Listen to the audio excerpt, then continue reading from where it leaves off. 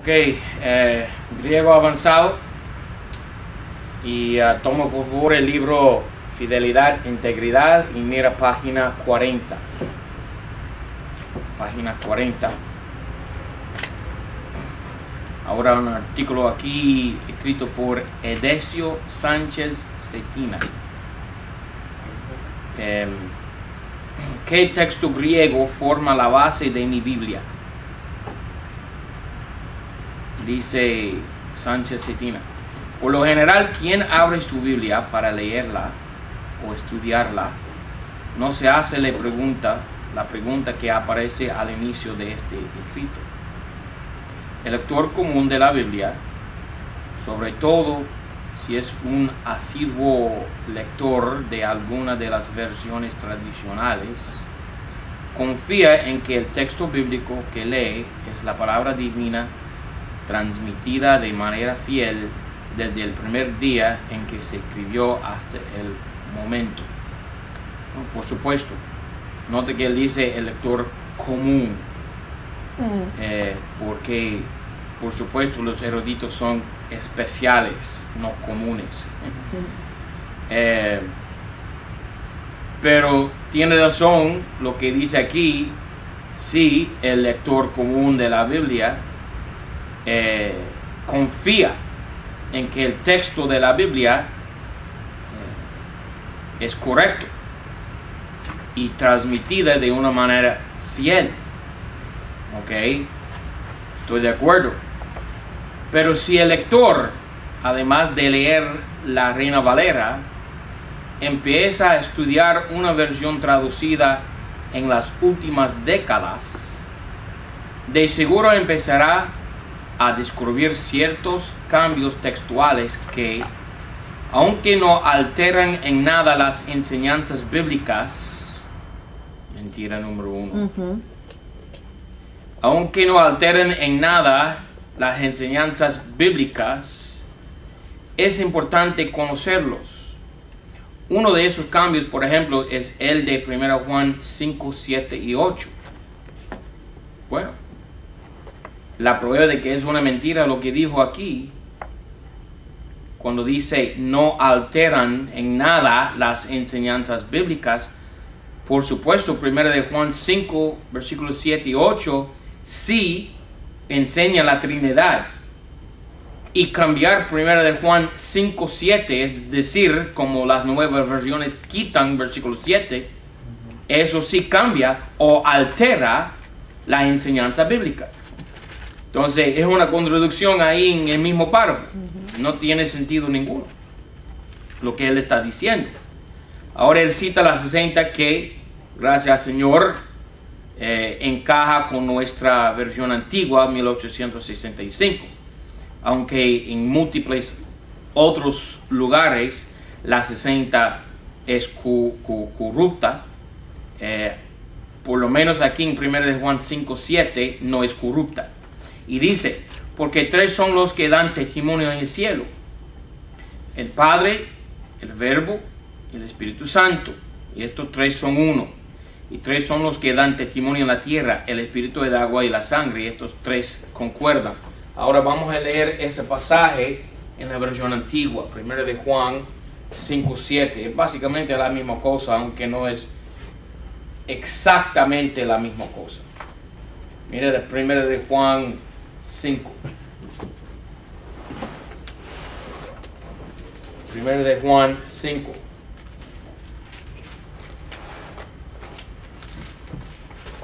Versículo 7. Porque tres son los que dan testimonio en el cielo: el Padre, el Verbo y el Espíritu Santo, y estos tres son uno. También son tres los que dan testimonio en la tierra: el Espíritu y el agua y la sangre, y estos tres son uno. Ahora, quiero que ustedes anoten una cosa aquí. Mira el versículo 6. Este es Jesucristo, que vino por agua y sangre. Entonces, en el versículo 6 tenemos tres cosas. En el versículo 6 tenemos agua, tenemos sangre y tenemos espíritu. tres cosas. Y el Espíritu es el que da testimonio. Ahora nota otra vez versículo 6. Y el Espíritu es el que da testimonio porque el Espíritu es la verdad. Entonces tenemos agua, sangre y Espíritu. Tres cosas. Versículo 7. Tenemos otra vez tres cosas. Padre, Verbo, Espíritu Santo. 8. Tres cosas. Espíritu, agua y sangre. Ahora, Cristo vino por agua, su madre, y sangre, la sangre de su padre, y el Espíritu Santo que lo llenaba. ¿Ok? Dando testimonio de que Él era el Hijo de Dios y el Hijo del hombre a la misma vez. Versículo 7 tenemos la Trinidad. Entonces en versículo 6 tenemos una Trinidad que es el Señor Jesucristo. ¿Ok? Su cuerpo, su divinidad y su espíritu. En versículo 7 tenemos otra Trinidad que es Dios, la divinidad, Padre, Verbo, Espíritu Santo. Y versículo 8 tenemos otra vez más, ¿qué cosa? Espíritu, Padre, agua, Espíritu y sangre, que es el Señor Jesucristo. ¿Ok? Ahora, entonces hay 3 por 3. Versículo 7 tenemos Padre, Verbo, Espíritu Santo.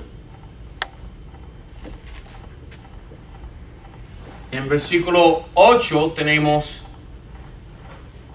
¿qué tenemos aquí? Espíritu, agua y sangre. Espíritu, agua y sangre. 3 por 3, 9. ¿Qué es 9? El número de fruto.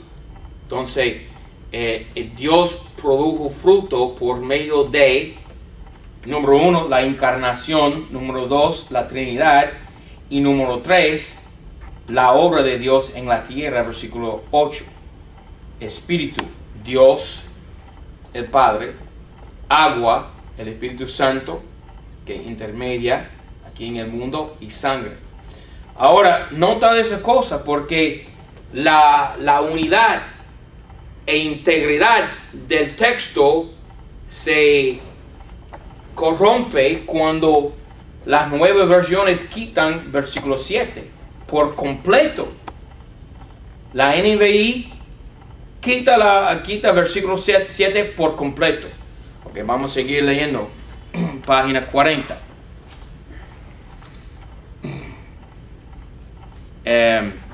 Por su parte, la nueva versión internacional y las versiones más recientes de la Biblia dicen más o menos así: 3 son los que dan testimonio y los 3 están de acuerdo: el espíritu, el agua y la sangre. Pero nota una cosa: el espíritu de versículo 8 no es el Espíritu Santo, pero pone la NBI mayúscula. No, es el Padre, porque la Biblia dice Dios es espíritu. Juan 4, 24. Entonces hay un sentido en que el Padre es espíritu. ¿Ok? Entonces no es necesario ser muy observador para darse cuenta de que hay diferencias significativas. Pero ¿a qué se debe tal diferencia? Mucho depende de qué base o fuente textual usaron los traductores. Y así empezamos a responder de manera más directa a nuestra pregunta del principio, que en último término se reduce a ¿qué texto fuente o base textual es más fiel y confiable? ¿El texto Receptus o el texto Críticos? Ok, este pasaje, 1 de Juan 5:7, se llama la coma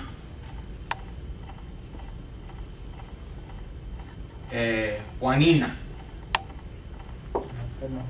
La coma de Juan. ¿Ok? La coma juanina.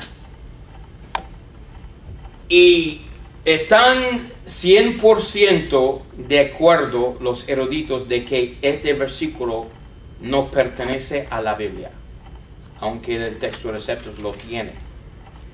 Ahora, este señor va a dar su evidencia en contra. Su evidencia en contra del texto. Y yo voy a dar evidencia a favor del texto. ¿Ok? Página 41. El textus receptus, del latín recibido o aceptado, fue el texto griego del Nuevo Testamento organizado por Erasmo de Rotterdam en 1516, del que hablaremos adelante. El Textus Criticus es el más reciente texto del Nuevo Testamento, fruto de la investigación científica, por supuesto debemos toda la ciencia, que incluye todos los hallazgos de los más antiguos manuscritos del Nuevo Testamento. Regresemos a 1 Juan 5, 7 y 8. La Nueva Versión Internacional tiene una nota al pie de página que dice 5, 7 a 8, testimonio y espíritu. Varios testimonios en el cielo, el Padre, el Verbo y el Espíritu Santo. Estos tres son uno, y hay tres que dan testimonio en la tierra. El Espíritu. Este pasaje se encuentra en... Ok, ahora esta es la nota. Este pasaje se encuentra en manuscritos posteriores de la Vulgata, pero no está en ningún manuscrito griego anterior al siglo XIV. Otra mentira. Porque este texto, 1 Juan 5:7, la coma juanina, que nos señala la Trinidad, se encuentra en los padres de la iglesia, sus escrituras. Fulgencio en 510 después de Cristo, Prisciliano 350 después de Cristo, Cipriano 258 después de Cristo, Tertuliano 220 después de Cristo y Atanasio 373 después de Cristo. Citaron el versículo. También estas versiones antiguas tienen el versículo. La antigua siriaca del segundo siglo, la antigua latina del segundo siglo, la Vulgata del cuarto siglo. Todas estas versiones de la Biblia, siriaca, latina y la Vulgata latina, todos contienen el versículo. Pero no solo los padres y las versiones antiguas, sino también estos siguientes manuscritos contienen el versículo número 61 del siglo XIV,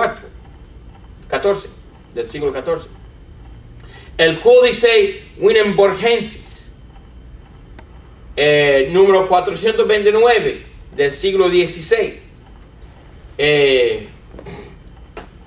Manuscrito 918 del siglo XVI, manuscrito 88 del siglo XI antes del siglo XIV y número 221 antes del siglo XIV. ¿Ok? 10º siglo. ¿Ok? Entonces él dice antes del siglo XIV. No está en ningún manuscrito griego. No, eso es una mentira. Ahora, esto es la evidencia. Esto es la evidencia externa. Los padres, las versiones, los manuscritos. También tienes la doctrina de la Trinidad, que todos sabemos es la verdad, la divinidad de Dios, del Señor Jesucristo. ¿Ok? También tenemos el número 9, que es el número de fruto, porque todo esto habla de la obra de Dios en la tierra, el propósito de Cristo venir a la tierra. ¿Ok? Salvar. producir fruto. Cristo dijo, si la semilla no muriera en la tierra, no puede resucitar para producir fruto. ¿Ok? Ahora, quiero darles también evidencia interna que tiene que ver con el lenguaje griego. Nota lo siguiente. En el texto griego, 1 Juan 5:8, mira ese versículo en la versión antigua. 1 Juan 5:8.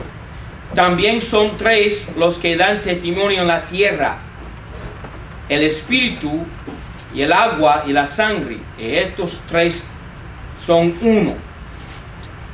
Digo yo que aquí espíritu es el Padre, agua es el Espíritu Santo y sangre es Cristo. Y lo digo por lo siguiente. En el lenguaje griego, si estas tres cosas aquí fueran nada más cosas y no personas, estoy haciendo una distinción entre una cosa y una persona. Una cosa es un objeto no animado, inánimo. Pero una persona es una persona. Dios es una persona. Es un ser viviente. ¿Ok? Y en el lenguaje griego, la gramática hace una diferencia, una distinción entre lo que se llama cosas y lo que se llama personas. Por ejemplo, mira por favor Mateo 23. Mateo 23.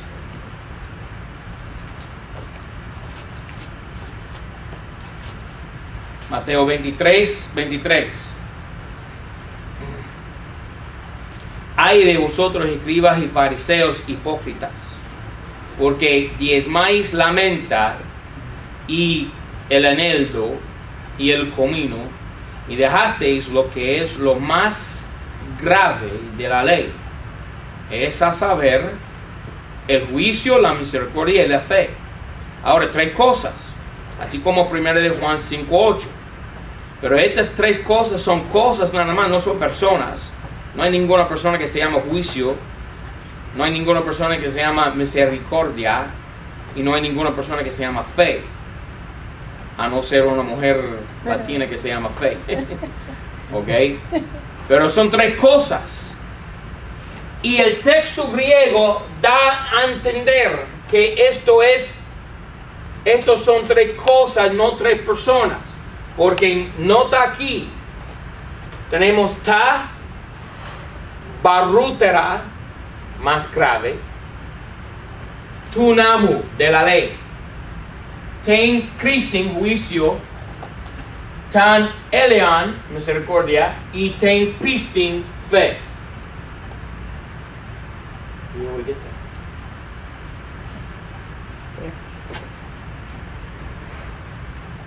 Nota una cosa muy importante aquí. Ta es tercera persona, plural, neutro. Es un artículo. Y es traducido en la versión antigua lo, perfecto. Lo es neutro en español. Ni es masculino ni es femenino. Perfecta traducción. Lo. ¿Ok? Y nota que lo señala tres cosas que también son bueno, gramáticamente no son neutros, pero son cosas. Y la palabra lo representa perfectamente cosas, no representa personas. Tres cosas. Ahora, volviendo a 1 de Juan, vamos a imaginarnos de que el versículo 8 representa nada más cosas: espíritu, agua y sangre. Yo creo que esto es la obra del Señor aquí en la tierra. Y el espíritu, porque Dios es espíritu, Juan 4:24, representa a Dios Padre.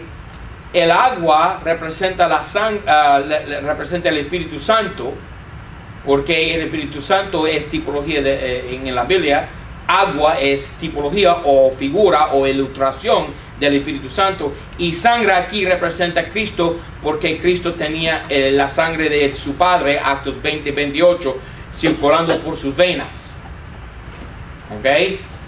Entonces, tres cosas. Mateo 23-23. Pero aquí, mira, no tenemos neutro. Aquí tenemos tercera persona. En 1 Juan 5:8 tenemos tercera persona, plural, pero no es neutro. No es neutro. Aquí es masculino. Y la regla en el lenguaje griego es que un artículo es neutro cuando es antecedente de cosas. Pero artículo es masculino cuando representa personas.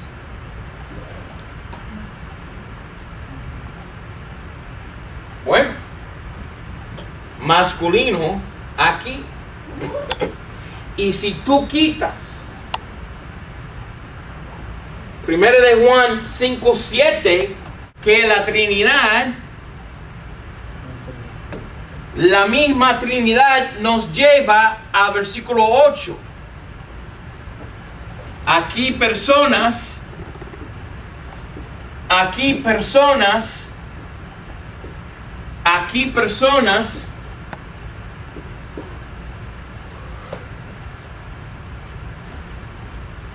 ¿ves? Aquí la encarnación, aquí la resurrección, aquí el cuerpo de Cristo.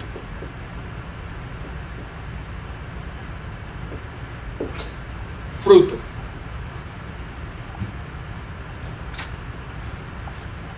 Masculino.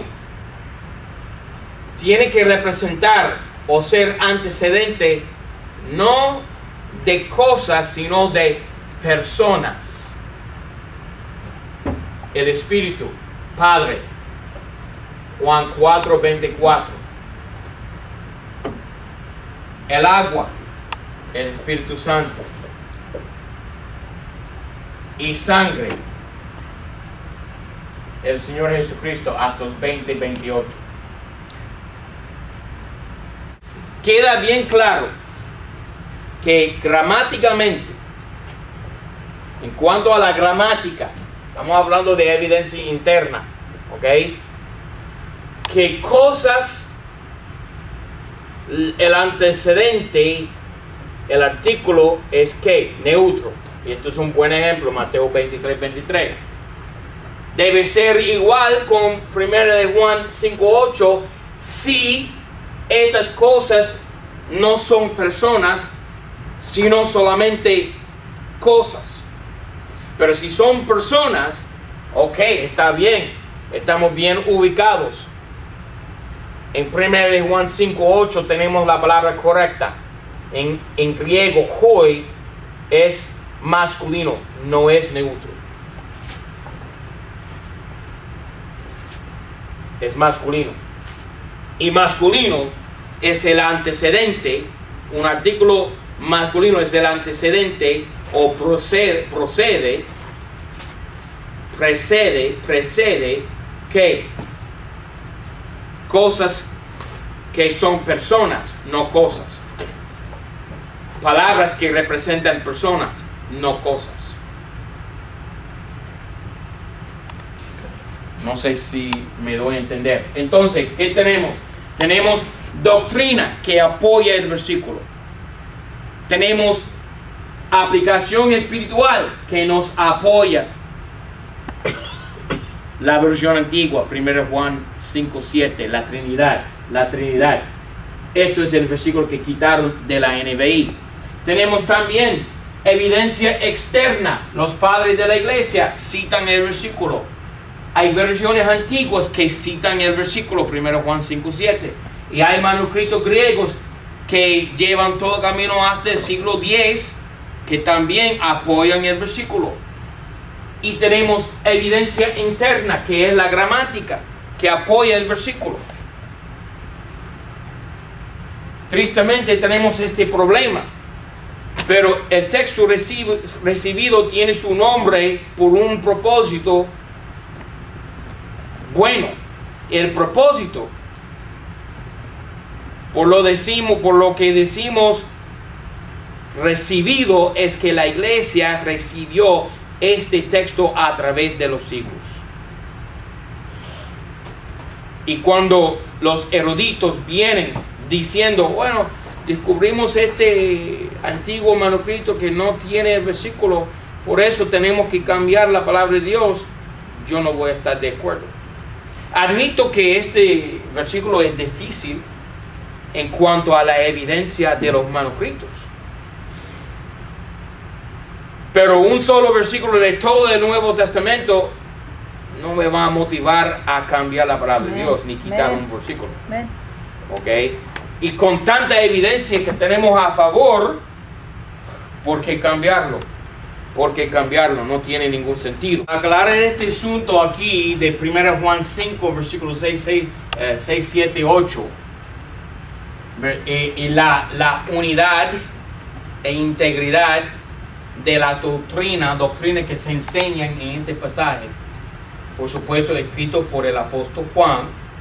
¿Ok? Versículo 6 habla de la humanidad de Cristo. Vino por agua, María. Es decir, el saco amniótico de la mujer. Sangre. ¿Ok? Cristo era un hombre, sangre. ¿Ok? Y espíritu, tuvo su espíritu. El Señor Jesucristo era 100% divino y 100% hombre. Y como un hombre tenía cuerpo de hombre, espíritu de hombre y alma de hombre. Aquí espíritu de hombre. Y sangre es la conexión entre el cuerpo y el alma. ¿Ok? Entonces esto habla de la humanidad de Cristo. Ahora el versículo 7 habla de la divinidad. ¿Ok? Aquí la encarnación, aquí la resurrección. Que Cristo a la diestra de Dios es el verbo. Padre, verbo y Espíritu Santo. ¿Ok? Eso habla de la divinidad de Cristo, versículo 7. Versículo 8. Habla de la sanidad, lo que están haciendo, lo que está haciendo Dios ahora mismo aquí en la tierra, obrando en su cuerpo, que es la iglesia. Entonces, espíritu aquí, nosotros le adoramos en espíritu. Juan 4:24. Agua, que Cristo dice en Juan 7:37, dice, en el postrer día grande de la fiesta, Jesús se ponía en pie y clamaba diciendo, si alguno tiene sed, venga a mí y beba agua, ¿verdad? El que cree en mí, como dice la Escritura, de su vientre correrán ríos de agua viva.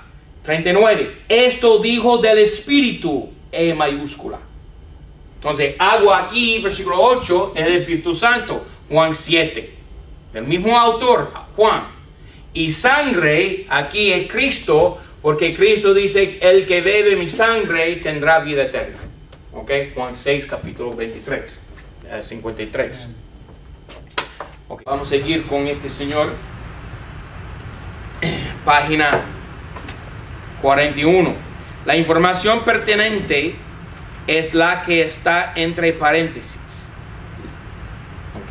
Entonces él dice, este pasaje, en paréntesis, se encuentra en manuscritos posteriores de la Vulgata, pero no está en ningún manuscrito griego anterior al siglo XIV. Es una mentira, porque sí se encuentra en por lo menos 2 textos griegos antes del siglo XIV. Entonces él dice, lo que esta información nos dice de manera resumida es que en la actualidad no existe ningún texto original o autógrafo. Ok, estoy de acuerdo. Los originales no los tenemos. Los originales. El material que hoy tienen a la mano los especialistas, ok, por supuesto, El hombre común no puede entender estas cosas, pero tenemos especialistas que nos pueden enseñar, utilizando los avances modernos de ciencia y filosofía para derribar el texto recibido por la iglesia por 20 siglos. Mentira. El material que hoy tienen en la mano los especialistas o quienes se dedican a la crítica, son críticos, critican la Biblia. A la crítica textual consta de una enorme cantidad de manuscritos que provienen de diferentes épocas y que son copias del original. Se han contado más de 5.000 manuscritos del Nuevo Testamento de diferente índole, material, lugar y fecha. Los más antiguos provienen del siglo II después de Cristo para el Nuevo Testamento, y tenemos algunos del Antiguo Testamento, especialmente los de los descubiertos en Qumran, que datan del siglo II y III antes de Cristo. Ahora bien, esos numerosos manuscritos han sido catalogados y ubicados en lo que los especialistas llaman familias de textos, cosa que yo les he enseñado. Pero yo les he enseñado que los eruditos dicen 4 familias y yo digo 2 familias. Es una de las cosas que voy en contra de ellos. Pero yo creo que ellos pusieron 4 familias para confundir el asunto. Y él lo admite aquí. Vamos a seguir leyendo. Estas familias se formaron en relación con un centro importante de la cristiandad antigua, sea Alejandría, Antioquía, por supuesto Antioquía, porque eso es donde Pablo, ¿verdad? Pablo fue enviado por la iglesia de Antioquía. Constantinopla, bueno, eso también otro lugar donde fue Pablo, porque Constantinopla es la capital de la región más alcanzada por el apóstol Pablo. De todas las iglesias que Pablo levantó, la persona que Pablo convirtió al evangelio, la mayoría están en lo que se llama Turquía. Modernamente el lugar se llama Turquía. Anteriormente se llamaba Asia Menor o Anatolia. Y todas las iglesias a las cuales Pablo escribió, menos Romanos, digo, Efesios, Gálatas,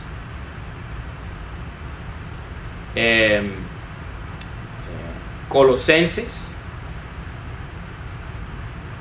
también las iglesias a las cuales Juan escribió, Efeso, Esmirna, Tiatira, Pérgamos, Filadelfia, Laodicea.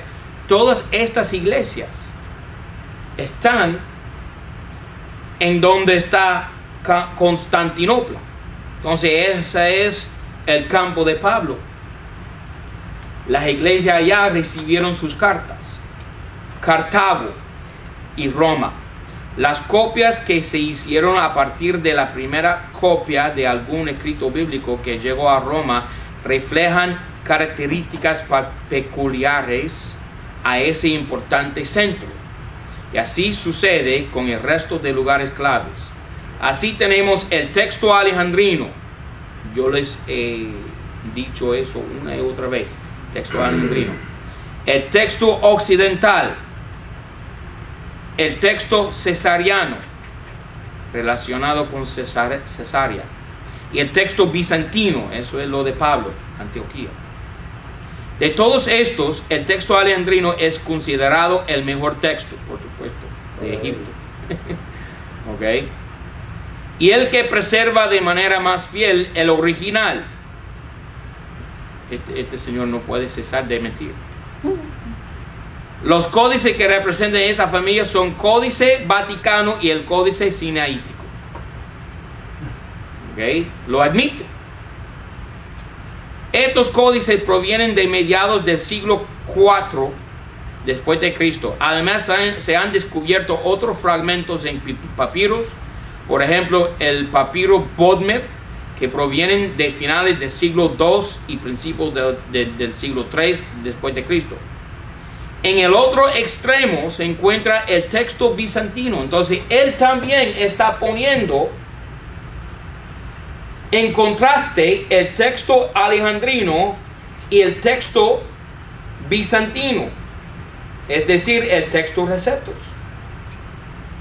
Entonces, él también omite lo que se llama texto occidental, texto Cesarea, y pone a los extremos que el texto alejandrino y el texto bizantino. Y el propósito de todas las nuevas versiones es quitar el texto recibido y las lecturas puras que nosotros tenemos en nuestra Biblia antigua, derivar todo eso, borrar todo eso y establecer otro texto crítico que se llama el texto alejandrino. Él también admite aquí, hay dos extremos, que alejandrino y bizantino. Este texto, el bizantino, que tuvo su centro en Constantinopla, tiene como características la combinación y expansión del texto, el pulimento de expresiones fuertes o altisonantes y la armonización de varios pasajes paralelos. Este texto es el que sirvió de base para producir todas las ediciones impresas del texto del Nuevo Testamento griego antes del siglo XIX después de Cristo. Y es ese texto que quieren quitar, que quieren borrar. La primera edición del texto griego impreso fue hecha por Erasmo de Rotterdam en 1516. En su trabajo, Erasmo basó su texto principalmente en dos manuscritos de inferior calidad y contenido, uno para los evangelios y otro para Hechos y las epístolas. Esos manuscritos se encuentran hoy en la biblioteca de la Universidad de Basilea y datan del siglo XII después de Cristo. Para el libro de Apocalipsis, Erasmo también tuvo acceso a un manuscrito del siglo XII después de Cristo, pero con el inconveniente de que le faltaban algunos versículos del final del libro, los que tuvo que sacar del texto latino de la Vulgata, traduciéndolos del latín al griego.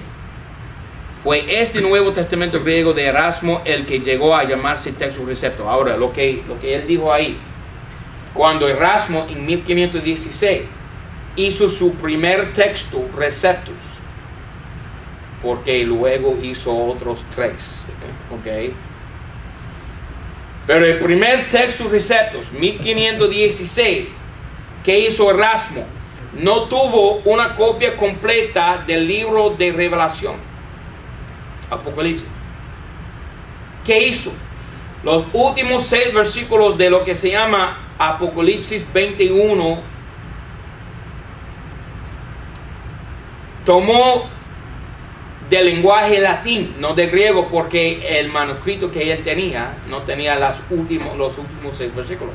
Entonces tomó el latín, tradujo el latín, retrocediéndolo al griego. Entonces, originalmente, ¿qué? Fue traducido de griego a latín. Ahora Erasmo lo tomó de latín y lo puso nuevamente en griego. Pero, ¿tú sabes qué pasó? No pocos años después, encontraron otros manuscritos que sí contenían los últimos 6 versículos de Revelación. ¿Y tú sabes qué?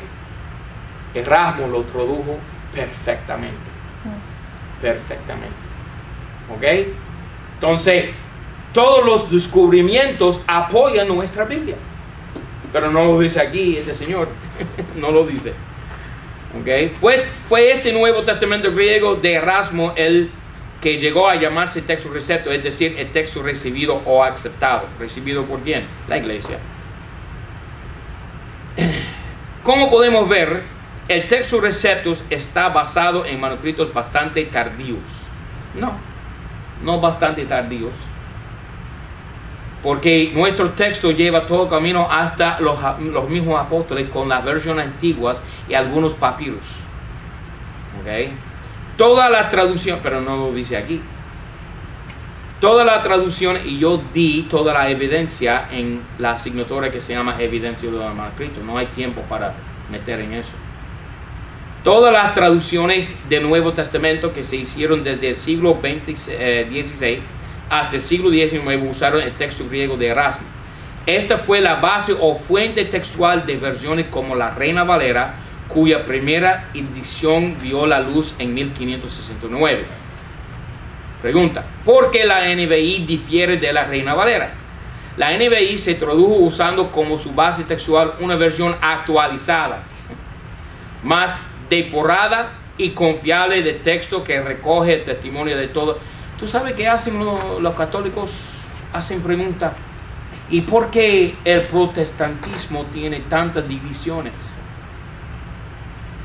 Pero eso es un acontecimiento nuevo, porque anteriormente el protestantismo tenía ¿qué? Acuerdo. Ahora todo el mundo está dividido. ¿Por qué? Porque los nuevos descubrimientos han causado divisiones en la palabra de Dios. Ahora no hay acuerdo ni en la Iglesia Católica, ni en el protestantismo, ni en el mundo cristiano, ni en el cristianismo, ni en nada. Hay completamente desacuerdo. ¿Por qué? Porque nadie tiene una Biblia fiable. Nadie tiene una Biblia que es constante. Nadie tiene la misma Biblia. Todo tiene su versión preferida.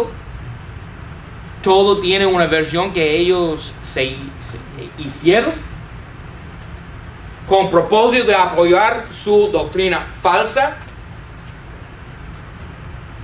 ¿Qué texto utilizaron los testigos de Jehová para producir su versión del Nuevo Mundo? No fue el texto Receptus. No, porque el texto Receptus no apoya las herejías de ellos. Entonces tomaron el texto crítico para causar división en el cuerpo de Cristo. Y sigue así el asunto. Adventistas, mormones, católicos, metodistas, bautistas, pentecostales, bla, bla, bla. Muchas divisiones en el cuerpo de Cristo. ¿Y por qué? Porque la Biblia no es ya fiable. Si todo el mundo se hubiera quedado con la versión antigua, no habría problema. Todo el mundo sería ortodoxo. ¿Okay? Bueno, por lo menos el problema no ya sería en el texto, sino en la interpretación de la doctrina. Sí, hay problema por la interpretación también, entiendo eso. Pero menos problemas con una misma Biblia, menos problemas. Y el texto de 1 Juan 5:7, tal como lo tiene NBI, es el resultado de testimonios textuales mucho más antiguos que aquellos que sirvieron de base para la traducción de ese mismo texto en Reina Valera. Lo mismo pasa con otro texto. Esto es uno de los favoritos textos que los testigos quitan. ¿No sabía eso? A ellos les gusta que 1 de Juan 5:7 no debe incluirse, dicen ellos, en el texto, en la Biblia. Porque no creen en la Trinidad. Lo mismo pasa con otros textos que el lector observador de seguro descubrirá. Y no debe preocuparnos, como ya lo hemos dicho, que se esté alterando alguna verdad o doctrina fundamental de la Biblia. Este Señor no es capaz de dejar de mentir. Porque sí debemos preocuparnos por la doctrina, la sana doctrina. Gracias a Dios, toda verdad importante enseñada, y hay verdades que no son importantes. Toda verdad importante enseñada por las Sagradas Escrituras está respaldada no en uno o dos pasajes o textos, sino en docenas de los mismos, regados por toda la Biblia.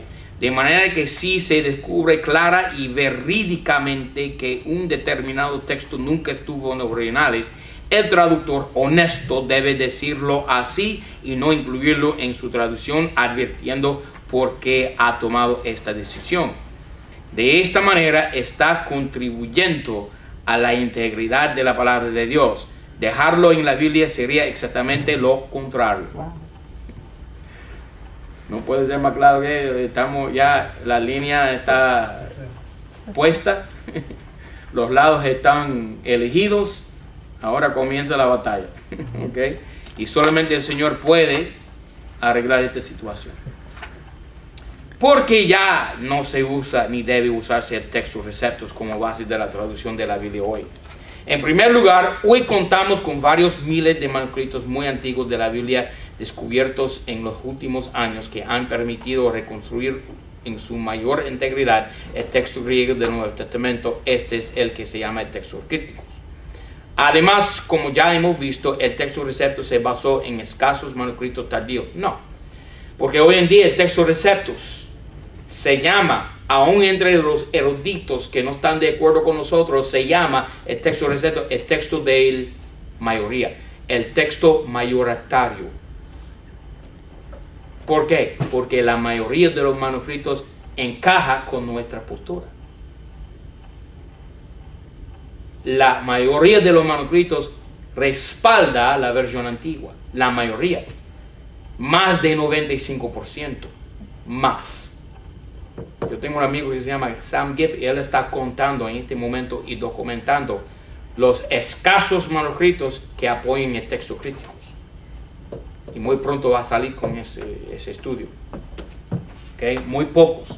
Él dice 50, yo conté 60, pero 60 entre 5,000. Dime tú. Por otra parte, los avances de las ciencias y la tecnología nos permiten tener acceso en la actualidad a un texto más cercano a los originales. El texto griego del Nuevo Testamento que hoy se usa para la traducción es el resultado de un trabajo científico profundo y cuidadoso que ha logrado reunir los mejores y más antiguos testimonios escritos griegos. ¿Tú sabes? ¿Tú quieres saber una cosa?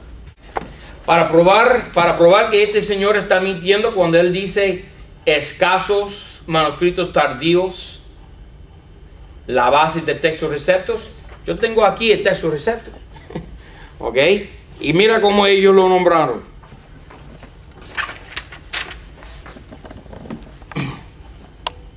El Nuevo Testamento griego, según el texto mayoritario.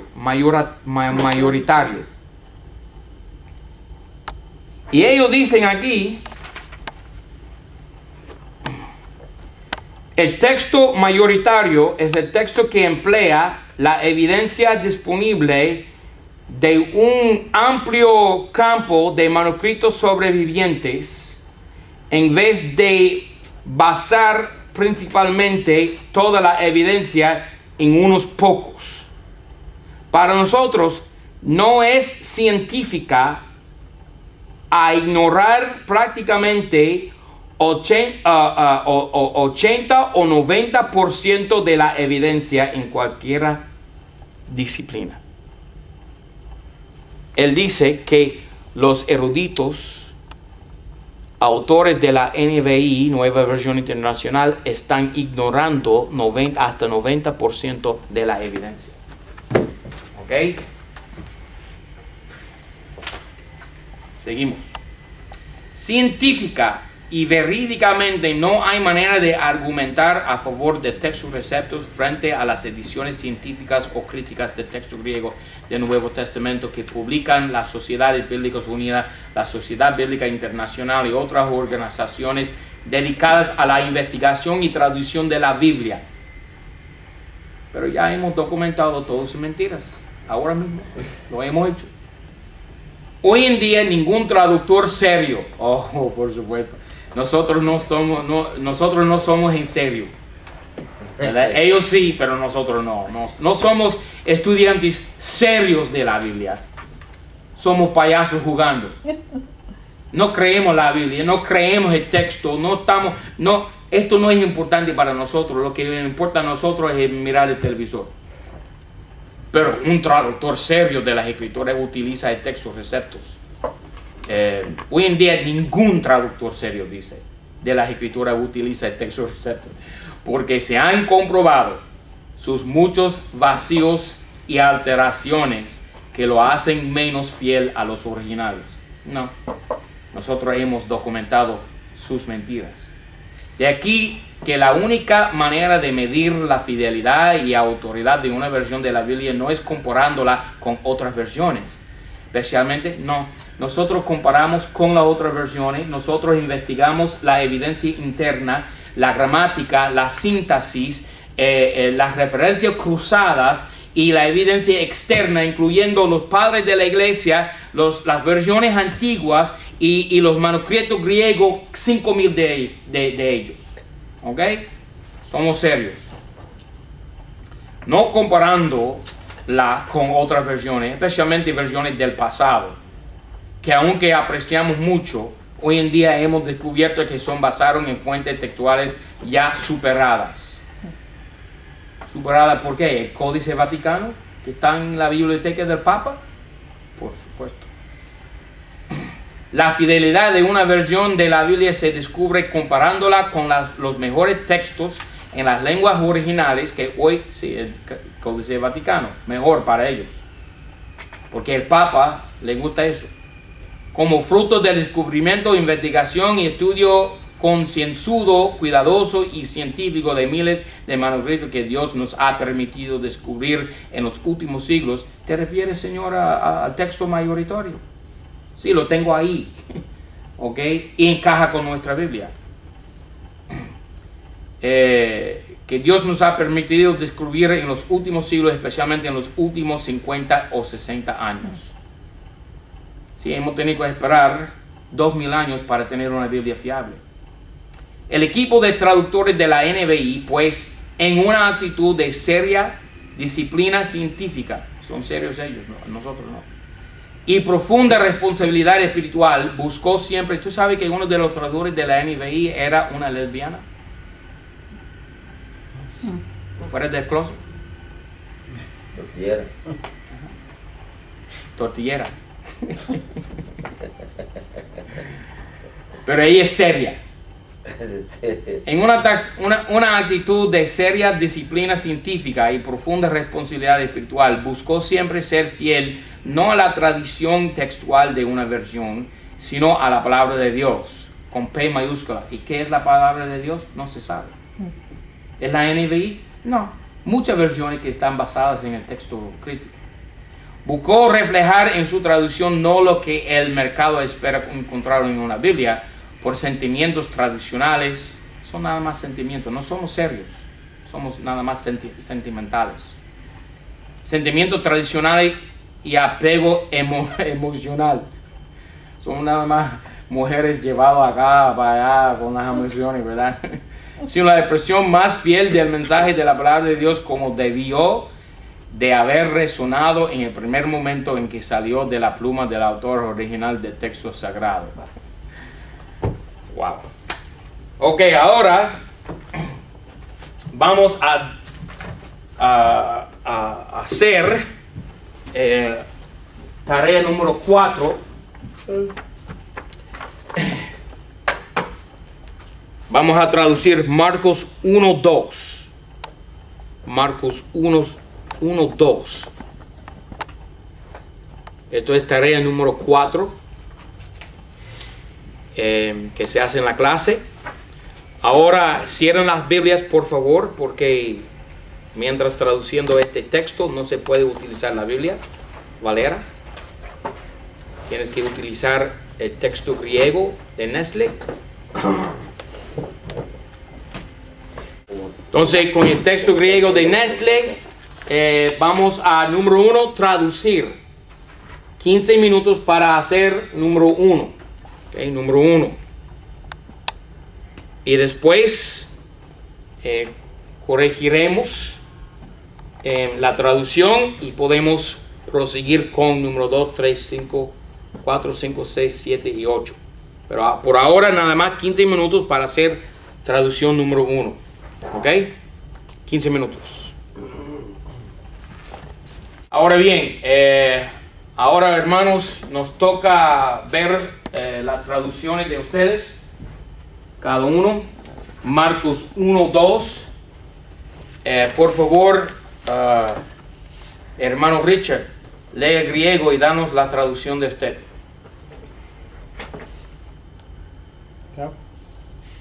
Kafos,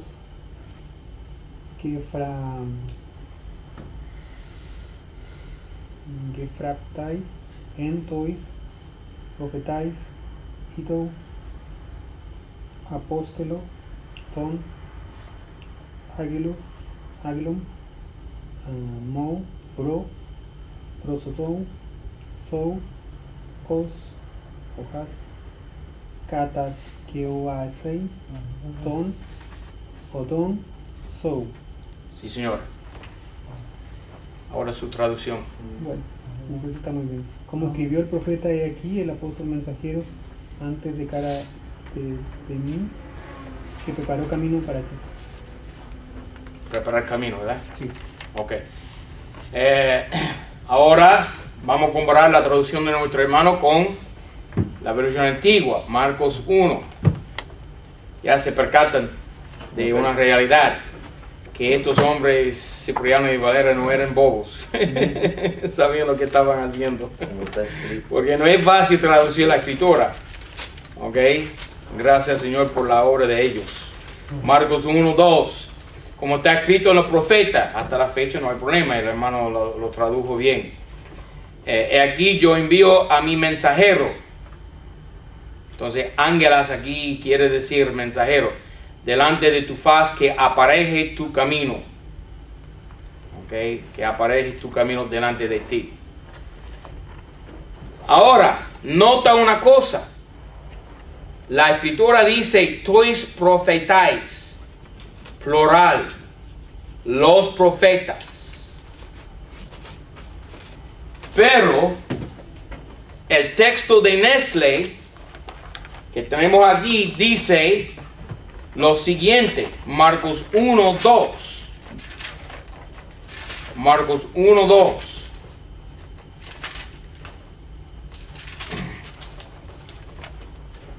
Kathos gegraptai, no hay problema ahí, en to Isaia to profete, profeta singular, to profete singular, no es plural, y dice Isaías. Bueno, no traducimos la palabra Isaías aquí en nuestra traducción y no lo dice en la versión antigua. Y por casualidad, el próximo versículo no es de Isaías, es de Malaquías. No es de Isaías entonces. Bueno, hay dos citaciones, hay dos citas. La primera es de Malaquías y la otra es de Isaías. Pero aquí el texto de Nestle dice solamente Isaías el profeta. No dice Malaquías ni dice los profetas. Entonces en el mismo texto hay una contradicción. Ahora les toca a ustedes, número 2, identificar las palabras omitidas o cambiadas. En este caso quiere decir cambiadas. ¿Ok? Identificar las palabras cambiadas. Número 3, dar la evidencia externa. Es decir, dos textos griegos que las omitan o las cambian. ¿Ok? ¿Ok? Número 5 y 6, evidencia externa. Dos textos griegos que las incluyen o mantienen la integridad del pasaje. 7, evidencia interna. Dame contexto, dame referencia cruzada, dame estructura gramatical, lo que sea. Otra evidencia interna dentro del cuerpo del pasaje o dentro del cuerpo de la Biblia que indica que el cambio que hicieron en cambiar los profetas para el profeta Isaías es un mal cambio que hicieron. Y número 8, evidencia tu propio razonamiento en cuanto a este cambio que hicieron. Palabra omitida también significa palabra Cambiada. Opuesta, porque ellos lo quitan. Sí, sí, sí, eso es lo que estoy diciendo, cambiada. Cambiada, no hay problema, ¿ok? Entonces, omitidas quiere decir aquí cambiadas. ¿Ok? Tienen 15 minutos para hacer 2 a 8. Palabras cambiadas, evidencia externa en cuanto a las palabras cambiadas, evidencia externa en cuanto a las palabras incluidas, 2 textos griegos para el cambio y para mantener el texto así como debe ser. ¿Okay? Es decir, dos textos que están en contra de la versión antigua y 2 textos que están a favor de la versión antigua. Número 7, evidencia interna, el contexto, referencia cruzada, lo que sea. ¿Okay? Y número 8, evidencia tuya propia, tu propio razonamiento, tu criterio personal sobre por qué no cambiar este texto. ¿Ok? 15 minutos. Ok, hermano Roberto, vamos ahora a revisar la tarea aquí en la clase. Por favor, en cuanto a Marcos 1:2, ya vimos la traducción. Ahora yo quisiera saber cuáles son las palabras cambiadas en el texto Marcos 1:2. Los profetas. Los profetas. Entonces, la versión antigua tiene la palabra los profetas. ¿Ok? Pero el texto de Nestle tiene Isaías el profeta.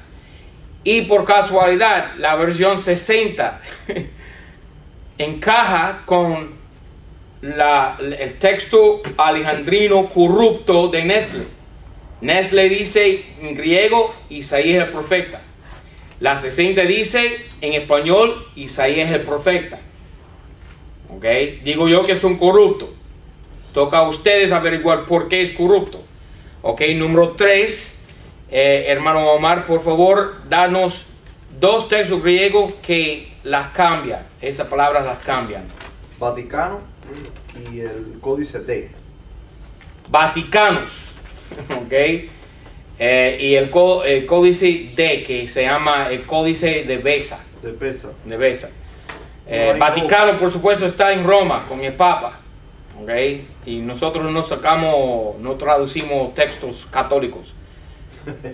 Amén. Amén. Ok, entonces, hermano Marcos, por favor, número 5. Danos 2 textos griegos que tienen las palabras correctas. AW. ¿Cuál? A y W. W. A es códice alejandrinus. ¿Y cuál es W? Ahí. WF3 se dice. Ajá. Entonces, O. A es alejandrino. Ajá. Imagínate que un códice corrupto tiene la lectura correcta. Ajá. Hasta el mismo códice, el mismo códice crítico, Dice que es de texto Washington. crítico, Washingtonians. Pero ¿Cómo? lo encontraron en Washington DC. ¿Cómo es la historia de eso? no, está archivado en Washington. No lo encontraron ahí. Coño. Se llama Washingtonianos. Sí, cuando vinieron los peregrinos padres aquí, Lo encontraron, en Washington DC. así como José Smith encontró los platos de oro allá en Nueva York. Ok, encontraron códice washingtonios allá en Washington DC. Washington lo viene a 10. Ok, correcto, hermano Marcos. Por lo menos tenemos códice A y códice W. Como algo. Ok, 2 unciales con mayúsculas. Ahora, número 7, hermano Richard, por favor, danos evidencia interna que apoya o que respalda la lectura correcta. Malaquías 3:1. Malaquías 3:1. Vamos a ver lo que dice Malaquías 3:1. Malaquías 3:1, que es el último libro del Antiguo Testamento, dice: aquí que yo envío mi mensajero. Bueno, eso es exactamente lo que dice en Marcos 1:2 y 1:3. Pero en el texto corrupto dice Isaías, no dice Malaquías. Wow. cita Malaquías y Isaías cita a los dos profetas. Pero da a entender el texto corrupto que solamente Isaías. ¿Ok? ¿Qué otra evidencia interna tienen ustedes? ¿Alguien tiene algo diferente en cuanto a la evidencia interna? Bueno, que dice Actos 12:12. No sé. ¿Ok? ¿Qué dice? Yo saqué de aquí. Ok, entonces, ¿pero qué dice? ¿No lo miraste? ¿Qué dice? Actos 12:12. Sí. Isaías 43 también dice, hermano. Habiendo considerado, llegó a casa de María, la madre de Juan, y el que tenía por sobrenombre Marcos, donde muchos estaban congregados y orando. Yo creo que eso no tiene nada que ver. Isaías 43. ¿Y sea qué? 43. 40 versículo 3. Entonces hay dos versículos citados por Marcos. Y no es Actos 12:12. Definitivamente, hermano. Okay. Mateo. Pero los dos versículos citados son ¿qué? Malaquías 3:1 e Isaías ¿qué? 40 versículo 3. Evidencia interna que respalda la lectura los profetas. ¿Me explico? Ok, bien hecho. Ahora número 8. Dame, Omar, tu propio razonamiento en cuanto a esto. Bueno, yo puse que al poner Isaías, el profeta, está contradiciendo las escrituras o faltando la información, porque en la otra parte del pasaje también entonces tendrían que citar a Malaquías. Exactamente, No lo hacen. es una contradicción, y sabemos que hay muchas contradicciones en la Biblia y no hay problema con eso, porque siempre cuando hay una contradicción en la Biblia hay un remedio, pero aquí no hay remedio. No, pero es que ellos lo hacen no para que haya una contradicción, ellos lo hacen supuestamente para quitar una contradicción, y lo que hacen es que complican más las cosas. Exactamente, han complicado completamente el asunto. ¿Ok? Entonces, Marcos escribió bien y los eruditos modernos escribieron mal. Amén. Amén. Yo puse Mateo 3:3 también. Mateo 3:3. ¿Tiene que ver? Sí, aquí. Porque Ok. este es aquel del cual fue dicho por el profeta Isaías. Que dijo voz de que... Sí, pero él no cita Malaquías. ¿Notaste? Ok. Entonces, Marcos escribe bien Mal. y Mateo escribe bien, pero Mateo, no, ¿qué dice? 3:3. Sí. Porque este es aquel del cual fue dicho por el profeta Isaías, que dijo, voz del que clama en el desierto. Pero no dice Mateo, he aquí envío mi mensajero. Oh, mensajero. ¿No? ¿Entiende? No dice eso Mateo. Entonces Mateo es correcto, dice Isaías. Y Marcos, y esto es muy importante, hermanos, porque ellos dicen, mira cómo dice, ahora, mira cómo dice este loco aquí. Dice, este texto, hablando del texto recibido, ¿okay? Este texto que tuvo su centro en Constantinopla, tiene como características la combinación y expansión del texto, el pulimento de expresiones fuertes o altisonantes y la armonización de varios pasajes paralelos. Pero una pregunta, si Mateo cita un versículo del Antiguo Testamento y dice Isaías, y Marcos cita dos versículos del Antiguo Testamento y cita Malaquías y Isaías, ¿ok? Marcos tiene razón, Mateo tiene razón, porque Mateo está citando un solo versículo y Marcos dos versículos. Entonces mi pregunta es lo siguiente: ¿quién está armonizando varios pasajes paralelos? No es el texto Receptus que está armonizando nada, es el texto Vaticanus.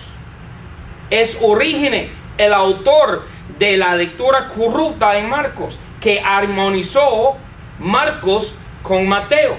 Vio Mateo y dice Isaías, y armonizó Marcos con Mateo.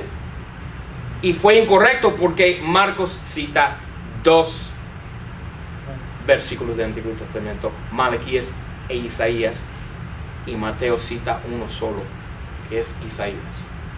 Entonces nos acusa falsamente Acusa falsamente a la versión antigua. Ahí está.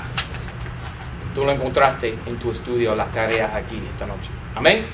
Amén. Ok. 10 minutos.